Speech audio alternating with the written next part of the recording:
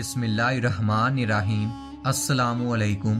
ہر روز نئی ویڈیو کے لیے چینل کو سبسکرائب کر لیں اور ساتھ لگے ہوئے بیل آئیکن کو دبا کر آل کی آپشن کو سلیکٹ کریں تاکہ ہر نئی ویڈیو کی اپڈیٹ آپ کو ملتی رہے۔ ایک دن حضرت علی بن ابی طالب رحمت اللہ علیہ مدینے کی گلیوں میں چلے جا رہے تھے کہ آپ رضی اللہ تعالی عنہ نے دیکھا کہ کچھ لوگ غیظ و غضب کی حالت میں ایک عورت کو گھسیٹتے جا رہے ہیں۔ وہ عورت خوف کے مارے کانپ رہی ہے۔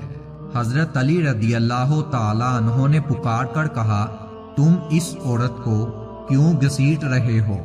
لوگوں نے بتایا کہ اس عورت نے بدکاری کی ہے، اسی لیے امیر المومنین حضرت عمر بن خطاب رضی اللہ تعالی عنہ نے اس عورت کو سنسار کرنے کا حکم دیا ہے۔ حضرت علی رضی اللہ تعالی عنہ نے اس عورت کو ان کے ہاتھوں سے چھینا اور ان لوگوں کو خوب ڈانٹا۔ چنانچہ وہ لوگ حضرت عمر رضی اللہ تعالی عنہ کی خدمت اقدس میں حاضر ہوئے اور حضرت علی کی شکایت کی۔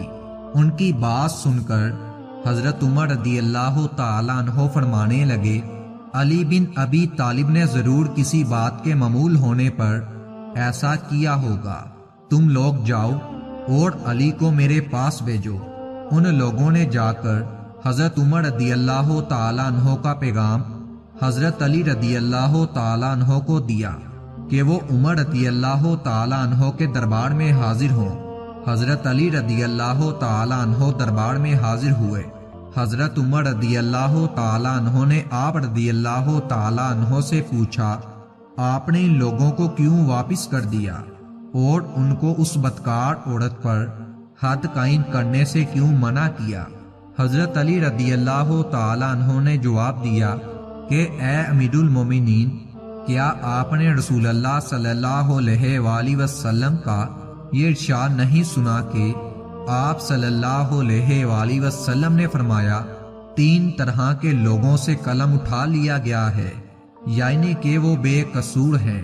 ایک سونے والا آدمی یہاں تک کہ وہ بیدار ہو جائے، دوسرا نابالغ جب تک کہ وہ بالغ نہ ہو جائے، اور تیسرا گناہ میں مبتلا آدمی جب تک باہوش نہ ہو جائے۔